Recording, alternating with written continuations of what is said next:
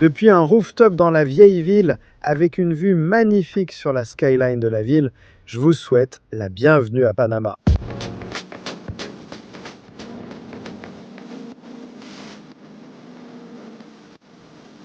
Ce sera une visite courte, mais nous allons en profiter au maximum.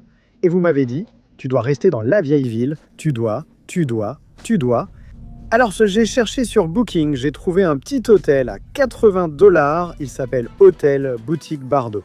D'ailleurs, une anecdote amusante, quand je faisais l'immigration, la dame me demande où je logerais et je réponds à l'Hôtel Boutique Bardo. Et elle dit, Bardo, ce n'est pas le mathématicien, celui des livres scolaires. Et je lui dis, Baldor. J'ai perdu la mémoire, je ne me souviens même plus comment je me rappelais de l'algèbre de Baldor. Mais bon, ce n'était pas Bardo précisément, mais c'était dans ce sens-là. Je vais vous montrer cet endroit que je trouve vraiment chouette, c'est très colonial, comme tout ce qu'il y a autour de moi ici. Mais regardez, il y a cette petite terrasse, ses lits, sa chaise longue, ici il y a un jacuzzi. Et le jacuzzi, eh bien, avec sa vue sur la ligne d'horizon.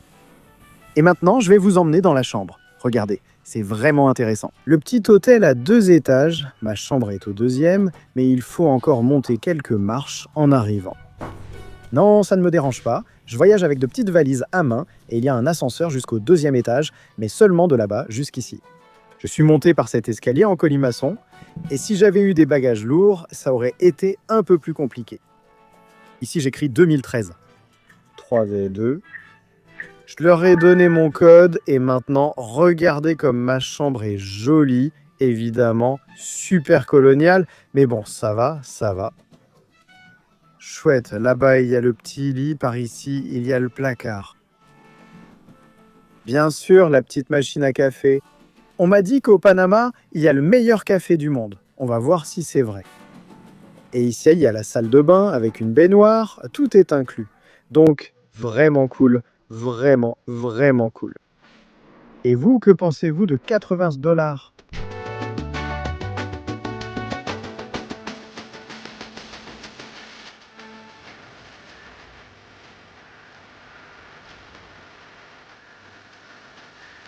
Il est temps de sortir marcher un peu. Regardez comme c'est cool.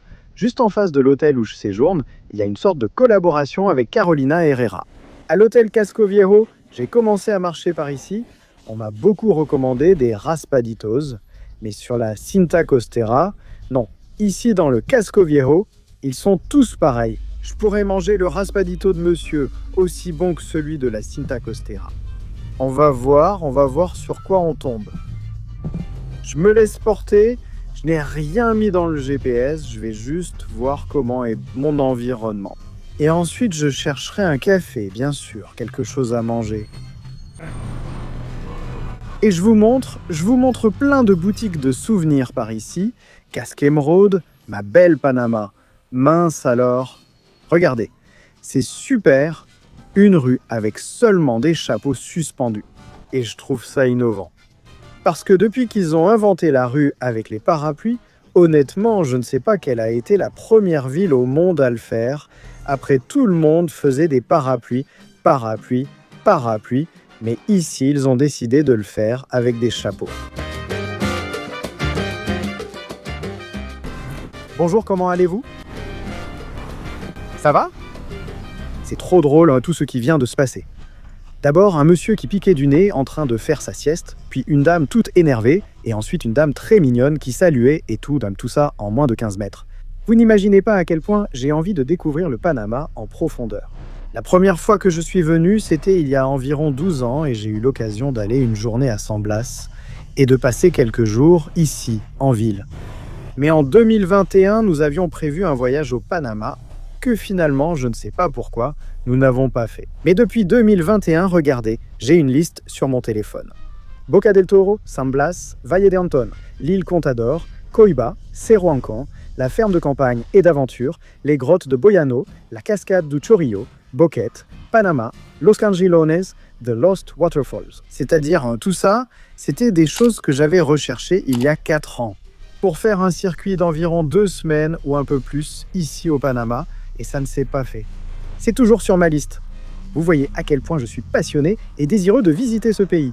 au point de faire une vidéo pendant une escale de moins de 24 heures, mais l'intention c'est d'explorer un petit peu.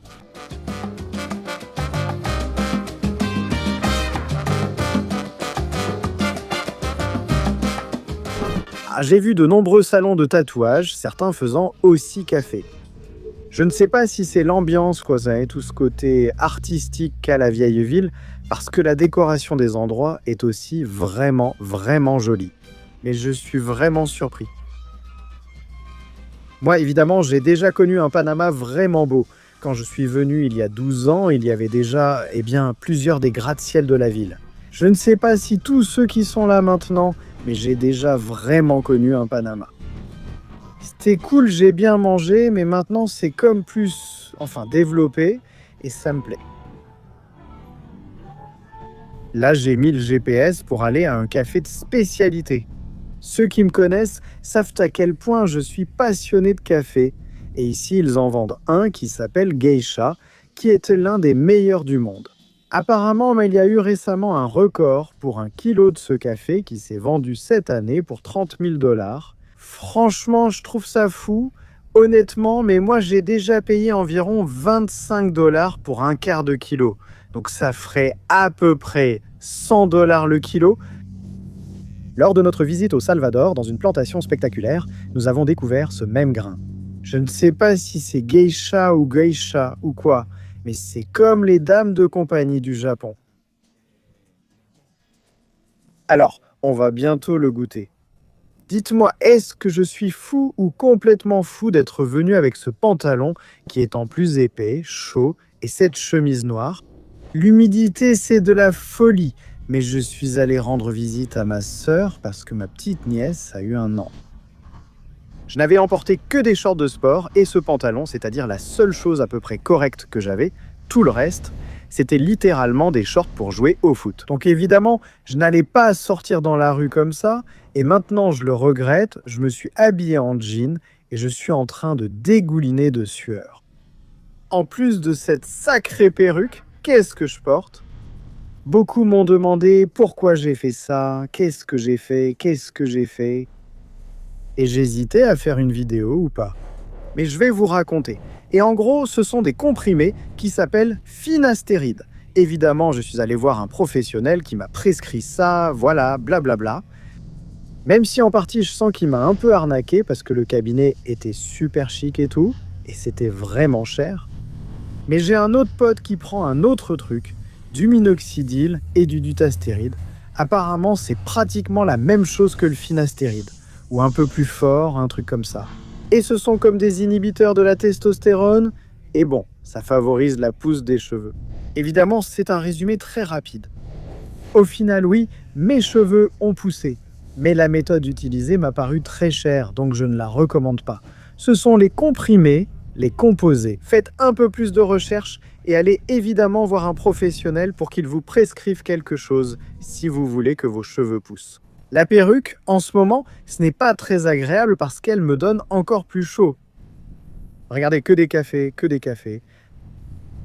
Et des bijouteries, des magasins de bijoux fantaisie, de souvenirs, gâteaux basques. Oh, que c'est bon. Et vous allez me dire, Emmanuel, comment tu vas prendre un café avec cette chaleur, hein? 0 contre 0, la chaleur tue la chaleur. Vous ignoriez qu'on mange chaud quand il fait chaud, surtout dans les plaines vénézuéliennes. Quand il fait très chaud, au déjeuner, c'est toujours soupe bouillante. Donc moi, je ne suis personne pour défier les lois de la physique et je reste avec cette théorie. Ne me dis pas que c'est fermé, s'il te plaît. Non, ce n'est pas fermé, mais on n'entre pas par ici. Regardez, ça s'appelle comme ça, geisha. Tiroir ou tiroir, comme ça se lit. Mais c'est vraiment joli. Ils sont en train de tout rénover. Mais là, qu'est-ce que c'est? Ceci, c'est...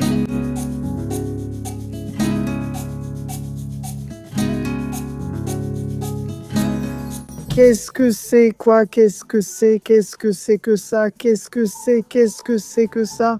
Qu'est-ce que c'est? Quoi? Qu'est-ce que c'est? Qu'est-ce que c'est? Qu'est-ce que c'est? Merci. Waouh! Wow! Le café est incroyable. Les presque 1000 avis sur Google ne se sont pas trompés. Il est vraiment, vraiment bon. Je vais finir mon café et ensuite je vous parle un peu plus.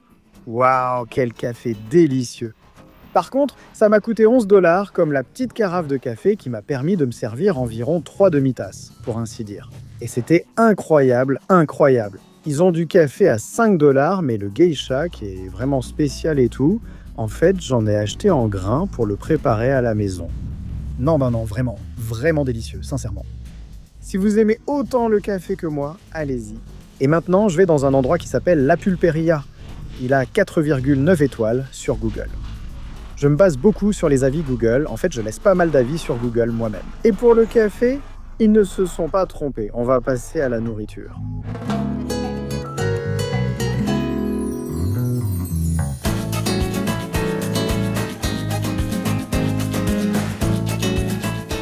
Je suis sorti du restaurant et, comme le dit ce texte, nous ne sommes pas ce que tu crois, mais nous servons du poulpe.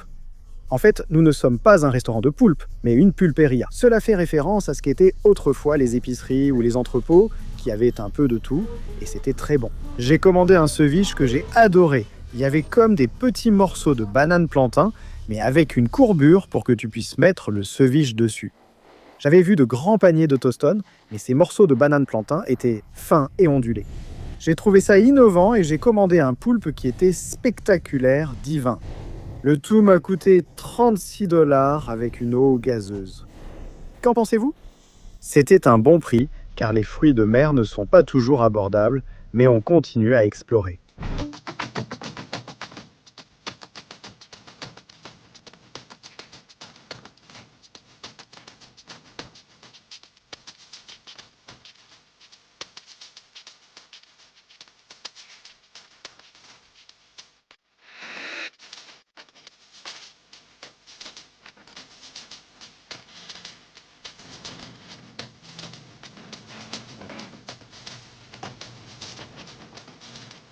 Maintenant, je suis venu à la chaussée d'Amador ou le Coastway, et je ne sais même pas pourquoi je suis venu ici. Me rendre triste, parce que je ne peux pas monter sur un de ces super yachts. Ce qu'on ne peut pas faire, on le contourne. Regardez comme c'est beau, je ne sais pas si la caméra montre tous les petits poissons de toutes les couleurs.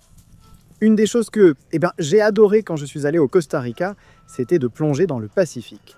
Et ici au Panama, on pourrait aussi le faire, j'adorerais le faire. En fait, j'ai lu une statistique selon laquelle le Panama a plus d'oiseaux que les États-Unis et le Canada réunis. C'est-à-dire, c'est un pays spectaculaire, surtout pour apprécier la faune. Et regarde, en parlant de ça, une volée d'oiseaux qui passe par ici, un catamaran arrivant lors d'une petite excursion depuis Taboga, qui est une île. J'ai lu qu'on peut le faire en une journée complète. Là, les gens arrivent. C'est vraiment joli par ici, dommage qu'il fasse si nuageux. Et en fait, une grande partie de l'année, c'est comme ça. De mai à novembre, il pleut beaucoup et c'est presque toujours nuageux. Et ensuite, de décembre à avril, c'est la bonne saison pour venir. Alors, tenez-en compte si vous voulez visiter ce pays. Tout le pont principal que nous avons traversé en voiture pour arriver ici relie ce qui serait la terre ferme. Comme avec 4 petites îles, pour ainsi dire, là où nous venons d'être, où il y avait ces yachts. Celle-ci s'appelle Flamenco, puis la suivante s'appelle Culebra, c'est celle où nous allons maintenant. Il y en a une autre qui s'appelle Perico, et la dernière s'appelle Naos. Je suis fasciné par cet endroit, et je regrette d'avoir encore un peu mal aux pieds. Je ne me sens pas totalement remis de l'Éguins, mais j'aimerais vraiment me balader partout ici. Et la promenade côtière, c'est magnifique pour courir. Mais malheureusement, je ne suis pas encore en état de supporter un fort impact sur la cheville.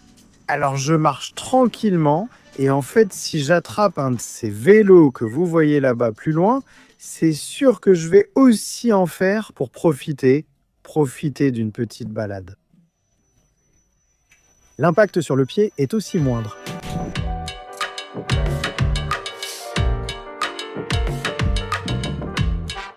Comme ces endroits sont beaux, avec les restaurants, regardez la rue parfaitement propre.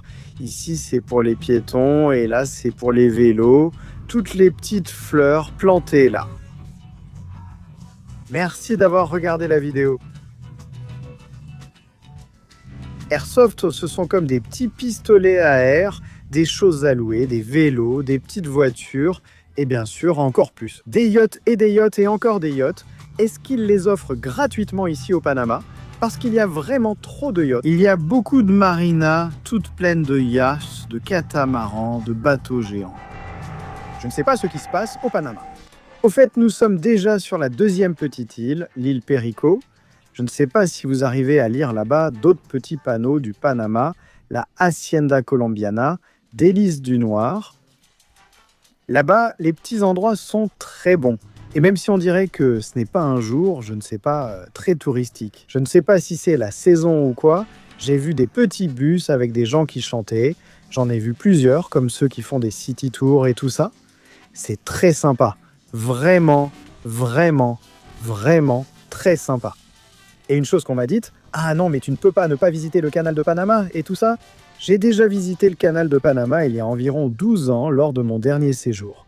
Et je pense qu'une seule visite suffit. C'est-à-dire, je le referai bien sûr quand je viendrai avec Valérie, mais... Et si elle le veut, sachant comment elle est, connaissant ses préférences pour la nature, attention. Une œuvre architecturale et d'ingénierie, mais spectaculaire, qui vaut la peine d'être vue au moins une fois. Mais bon, je ne sais pas si elle osera le faire, moi je n'y retournerai pas. Honnêtement, si c'était Sol pour accompagner Valérie, évidemment je le ferais. Mais vous savez que nous, on préfère le tourisme d'aventure, le tourisme de nature. Et en vrai, le Panama a tellement à offrir. Je veux dire vraiment beaucoup que je me dis, ah bon, dommage que je ne vienne que pour une seule journée. En plus, on nous a parlé d'une petite île où il y a une communauté indigène et tout ça. Peut-on faire une excursion d'une journée depuis Panama? C'est noté ici. Pour ceux qui vivent ici à Panama et qui veulent tenter l'expérience, ça s'appelle la communauté indigène. Au lac Alajuela, ce n'était pas une île, c'est un lac. Et ça a l'air très cool. Mais nous, même pas une journée complète j'ai eu. Donc ça ne me suffit pas. Ce sont les petits vélos qu'ils louent. Il y a déjà, regarde, il y a un récipient. Non, si on le voit, ça est égal. Moi, ça ne suffit pas, ça ne suffit pas, moi, ça ne suffit pas, ça ne suffit pas. Combien ça coûte? 10 de l'heure. 10 de l'heure?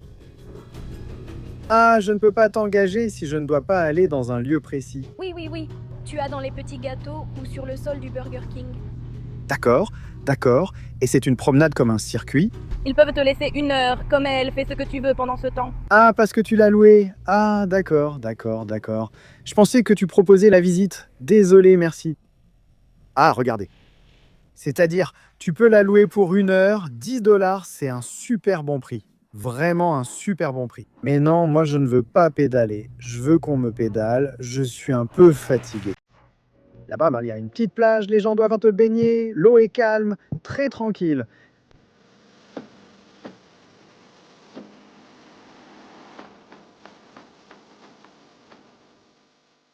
Waf. Le panorama de la ville est spectaculaire là-bas, au loin, et ici, regardez tous ces petits stands comme de la nourriture de rue. D'ailleurs, je vous dois une vidéo sur la nourriture de rue que nous ferons bien sûr lors de la prochaine visite. Ici, ils ont de la mangue, là-bas, ils ont des granités que je vais bientôt finir de goûter. Mais ils ont aussi des brochettes de saucisses et aussi de la bonne viande de chorizo. Combien coûtent les granités? 1,50 c'est très bien, avec milkshake, alors 2,50.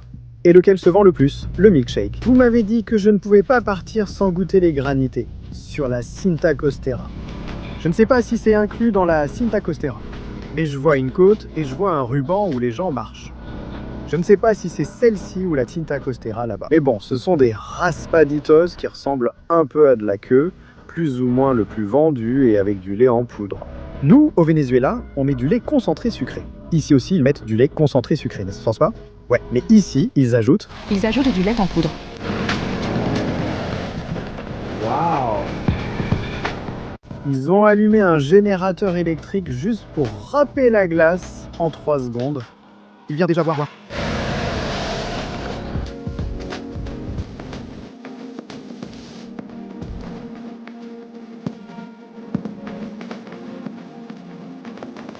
Merci, d'accord. C'est le moment d'essayer cette bombe.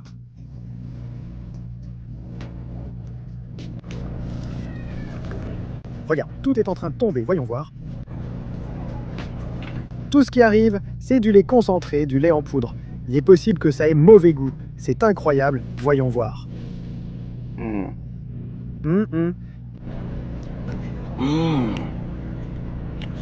Mais cette boisson est différente, je ne sais même pas si c'est vraiment de la colita, mais elle n'a pas le goût de la colita du Venezuela. C'est ce que je ressens. C'est plus sucré, bien sûr, avec tout le lait concentré et en poudre. Délicieux. 2,50 $. Ceci est un super verre que, bien sûr, je ne vais pas finir, c'est trop grand, mais c'est bon, je le recommande, et pour cette chaleur, parce que je transpire comme un fou. Regardez, par ici, il y a plus de petits stands de grillades. Là, il y a du chorizo, ici, c'est comme une taqueria. Bon, il y a de tout, brochettes, salchipapa, tacos. Ah, et regarde les Dorilocos. Là, c'est quand ils écrasent les Doritos avec tout ce que tu veux ajouter. Et tout ça continue. Regardez, ici il y a même de la bijouterie. Il y a des petites chaînes et des trucs, fraises avec de la crème, hot dog, hamburger. Ici il y a de tout.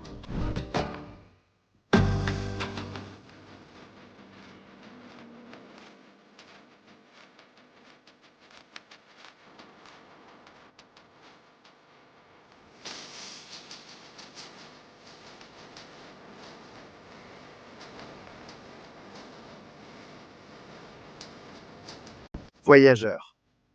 Votre serviteur vient de passer devant une pharmacie. Et je suis venu à l'hôtel parce que je me sens très mal. J'ai vraiment mal à la tête. Je crois que c'est parce que j'ai un peu trop bu hier chez ma sœur et j'ai la gueule de bois.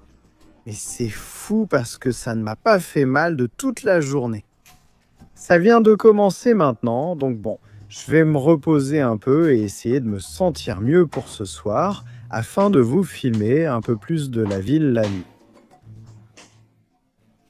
Mais vraiment, je me sens vraiment mal.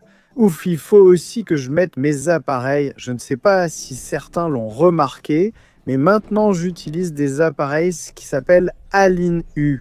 Ce sont des appareils invisibles que tu prends simplement et tu les mets comme ça, et toutes les 2 semaines, on te les change. Et, bon, moi j'en ai pour 10 mois, ce sont 21 paires, regardez. Ici j'ai la paire suivante, que je dois changer dans 2 jours. Ça fait déjà 2 semaines que je les utilise, et je le fais avec une docteure qui s'appelle Barbara Fritt, qui est vraiment géniale. Elle est là-bas à Chuao, au cas où ça vous intéresserait. J'ai vu de très bons résultats chez d'autres patients. Moi, je viens juste de commencer, mais dans 10 mois, je vous dirai comment je serai, moi.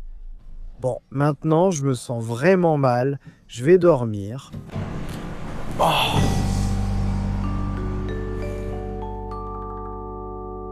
Un mal de tête et tout. J'ai décidé de sortir pour finir de vous enregistrer la vidéo et essayer un petit resto qu'on m'a dit que je ne pouvais pas manquer. Ici, dans la vieille ville qui s'appelle la Fonda de Loquehai ou Fonda Loquehai.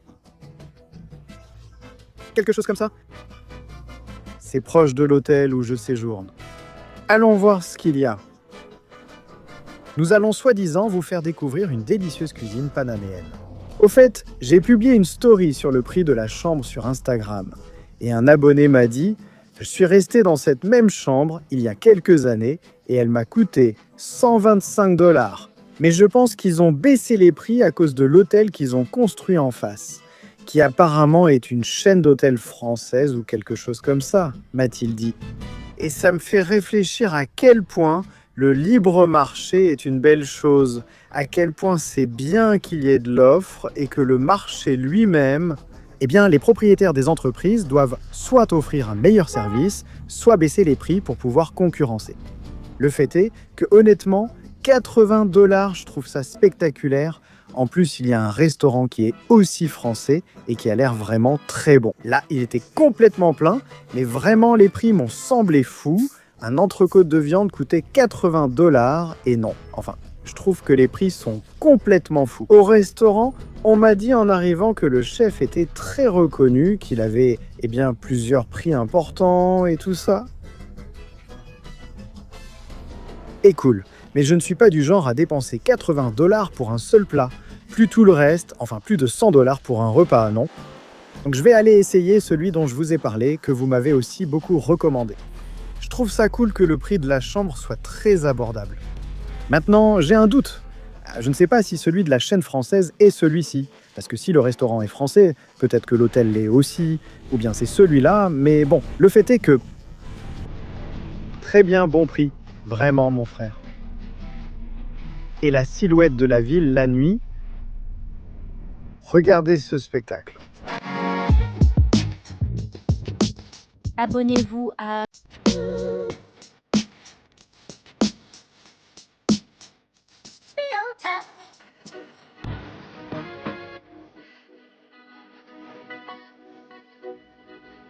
Quelle beauté, bébé, tu me manques. Enfin, vous me manquez.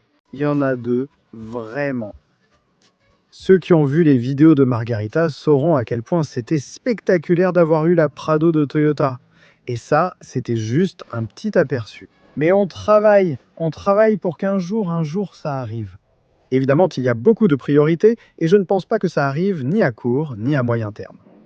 Mais un jour, on aura une nouvelle voiture, un jour.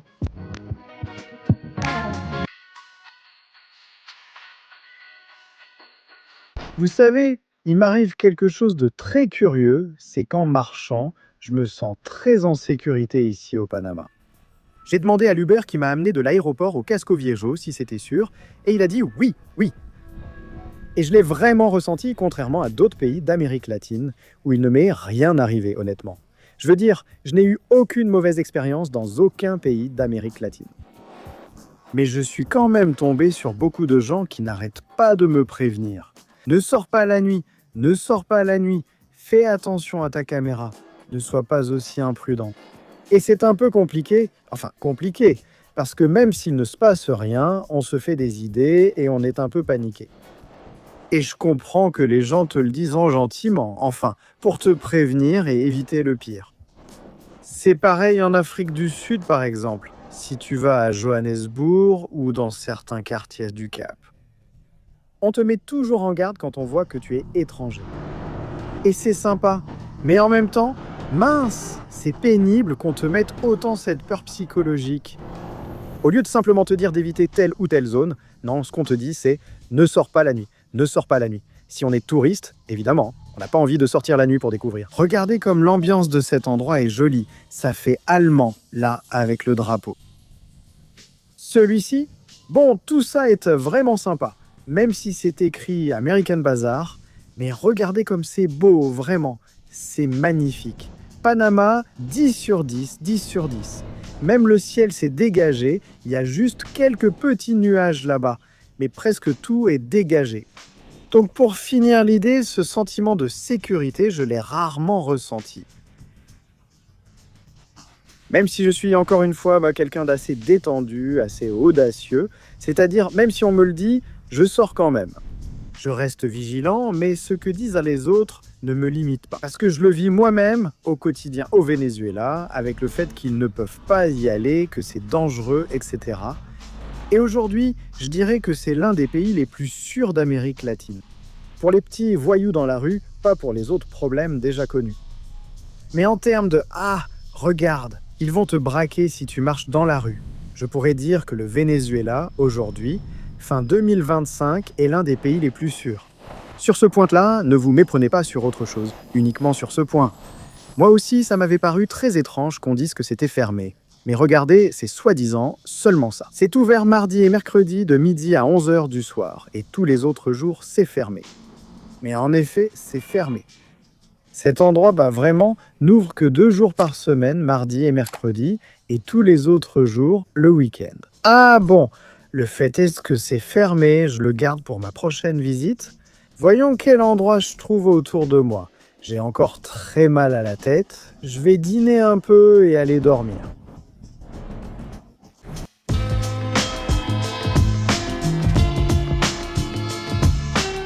Je viens de sortir. C'est comme ça que s'appelait le restaurant, l'ennemi. J'ai payé 60 $, mais j'ai mangé un ribeye qui était tellement juteux et tendre. C'était comme du beurre. C'était un peu cher, oui, mais ça m'a beaucoup plu.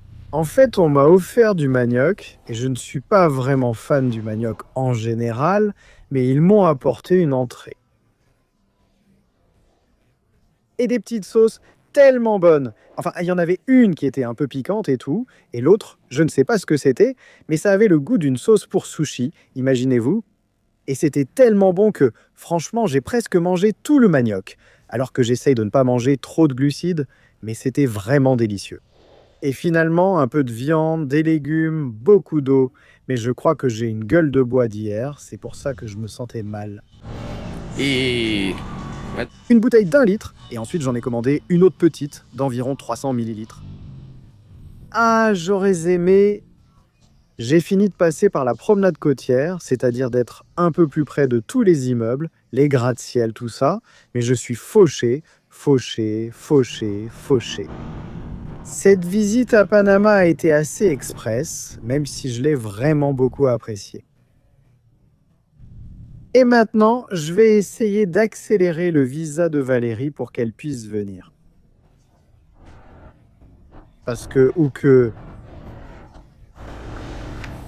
le sujet des visas, genre passer pour le Panama ou le Mexique, même, quoi, qui sont deux pays qu'on veut visiter, c'est super galère au Venezuela, mais avec le visa américain, qui, bon, en ce moment est suspendu, et le visa canadien. Hier, on a déjà envoyé la demande, et c'était assez long, mais simple, enfin. Il demandait beaucoup d'informations, et c'est tout, mais ça ne semblait pas si compliqué. Dès que tout le processus du visa canadien sera terminé, on vous dira. Même si j'ai compris que, contrairement au Mexique, le Panama te demande non seulement le visa, mais aussi une entrée dans ce pays. C'est-à-dire le visa canadien avec une entrée, alors que le Mexique te demande seulement le visa canadien ou américain, et c'est tout, sans entrée. Pour que vous en teniez compte, j'ai plusieurs questions et je ne sais pas si quelqu'un ici peut m'aider ou me répondre. Parce que, par exemple, le visa australien est aussi valable et le visa australien. Et il a eu des entrées. S'il renouvelle le visa australien, doit-il entrer avec le nouveau visa ou une ancienne entrée suffit-elle si le nouveau visa est valide? C'est un doute que j'ai. Si l'un d'entre vous qui regarde connaît la réponse, eh bien je vous en serai reconnaissant. Je vais finir de marcher jusqu'à l'hôtel en profitant de cette promenade dans la vieille ville. Et voilà, je termine la vidéo. Visite express à Panama. Mais c'était super, j'en ai bien profité. Même si je me suis senti très mal, je pense que je vous ai montré un peu de ce que vous m'avez demandé sur Instagram. Regardez, il faut que tu visites ceci, ceci et ceci et ceci. Il faut que tu ailles à ce restaurant, etc., etc. Je suis allé à plusieurs endroits, certains ouverts, en suivant vos recommandations. Maintenant, on se doit une visite plus longue. N'oubliez pas de vous abonner, surtout si vous nous regardez à la télévision, prenez la télécommande et appuyez sur s'abonner. Et on se retrouve dans quelques jours avec une nouvelle vidéo. Qu'en dites-vous ?